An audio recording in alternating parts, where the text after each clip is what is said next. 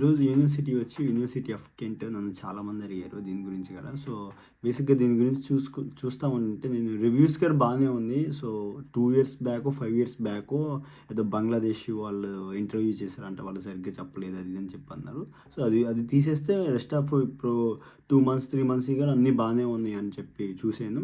So, మీరు కావాలంటే గూగుల్‌లో చూసుకోండి ఆ రివ్యూస్ అయితే. సో, ఓవరాల్‌గా దీని ర్యాంకింగ్ వచ్చేసి యూకేలో అయితే 49థ్ అయితే ఉంది.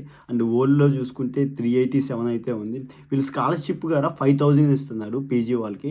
అండ్ యూజీ వాళ్ళకైతే ఫస్ట్ ఇయర్ అయితే 3000 ఇస్తున్నారు. సెకండ్ ఇయర్ అయితే 2000 ఇస్తున్నారు. థర్డ్ ఇయర్ అయితే ఏం లేదు. ఓవరాల్‌గా అయితే పీజీ వాళ్ళకి అండ్ మాస్టర్స్‌కి, బ్యాచిలర్స్‌కి 5000 అయితే స్కాలర్‌షిప్ అయితే ప్రొవైడ్ చేస్తున్నారు.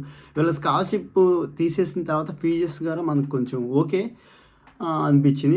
మామూలుగా స్టార్టింగ్ వచ్చేసి పీజీ వాళ్ళకి గానీ, యూజీ వాళ్ళకి గానీ సేమ్ ఒకటే ఉంది. 19,300 అయితే ఉంది స్టార్టింగ్‌లో. దాంట్లో మనకి ఒక £5,000 తీసేసినా గానీ మనకి ఒక 1,400 అలానే వచ్చేసిద్ది. ఒక డీసెంట్ 20 లాక్స్‌లో యూనివర్సిటీస్ ఏదైనా కావాలంటే నాకు కెంట్ యూనివర్సిటీ గారు అలానే ఉంది. అండ్ ఫస్ట్ థింగ్ ఏందంటే వీళ్ళు ఎంఓఐ అయితే యాక్సెప్ట్ చేయట్లేదు. సో, ఇంటర్‌లో నీకు కంపల్సరీ 70 మార్క్స్ అన్నా అబోవ్ ఉండాలంట. వీళ్ళు ఐఎల్స్ అయితే 6.5 అయితే అడుగుతున్నారు. ఓవరాల్‌గా అయితే 2 క్యాంపస్ అయితే ఉంటాయి. అయి కూడా పక్కనే ఉన్నాయి.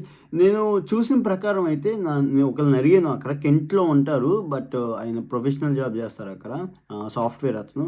అతను చెప్పిన ప్రకారం అయితే ఏరియా బానే ఉండిద్ది. పీస్‌ఫుల్‌గా ఉండిద్ది. జాబ్స్ కూడా పర్లా దొరుకుతాయి.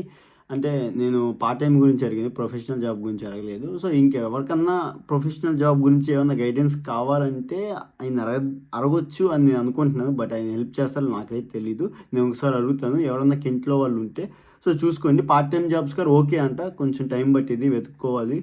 అండ్ ఇంకోటి వచ్చేసి మనకి గ్యాప్ అయితే 2 ఇయర్స్ ఉండిద్ది యూజీ వాళ్ళకైతే. అంటే గ్యాప్ అంటే ఐ మీన్ స్టడీ అయిపోయినాక అంటే ఇప్పుడు మాస్టర్స్ అయిపోయిన తర్వాత గ్యాప్ తీసుకుంటాం కదా మనం. అట్లా యూజీ వాళ్ళకి గ్యాప్ అయిపోయిన తర్వాత అది బ్యాచిలర్స్‌కి. నువ్వు ఇక్కడికి రావాలనుకుంటే ఇంటర్మీడియేట్ తర్వాత 2 ఇయర్స్ అయితే యాక్సెప్ట్ చేస్తారు.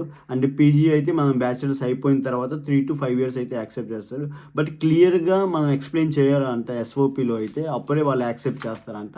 వీళ్ళు జాబ్ ఆపర్చునిటీస్ కూడా బాగానే చూపిస్తున్నారు. కెరీర్ బిల్ట్ అయితే వీళ్ళు వాళ్ళ దగ్గరికెళ్తే వీళ్ళే రెజ్యూమ్ చేస్తారంట. ఐ మీన్ సపోర్ట్ అయితే చేస్తున్నారు. ఈ యూనివర్సిటీ వాళ్ళైతే ఈ స్టూడెంట్స్‌కి. అండ్ వీళ్ళు జాబ్ ఫెయిర్ కూడా ఉంది. ఐ మీన్ కెరియర్ ఎగ్జిబిషన్ అంట. నెక్స్ట్ అక్టోబర్‌లో 2026లో మన ట్యూస్‌డే 20న అయితే వీళ్ళకి కెరియర్ ఎగ్జిబిషన్ అయితే జరిగిద్దంట. అంటే 22nd అయితే ఇంకోటి జరిగిద్ది అది లా అండ్ పబ్లిక్ సెక్టార్ వాళ్ళకంట. సో, చూసుకోండి ఇలాంటి జాబ్ ఫెయిర్స్ కూడా ఉంటాయి. జాబ్ ఫెయిర్స్ అప్పుడు వెళ్తే మనకి జాబ్స్ ఆపర్చునిటీస్ వస్తాయి. ఓకేనా?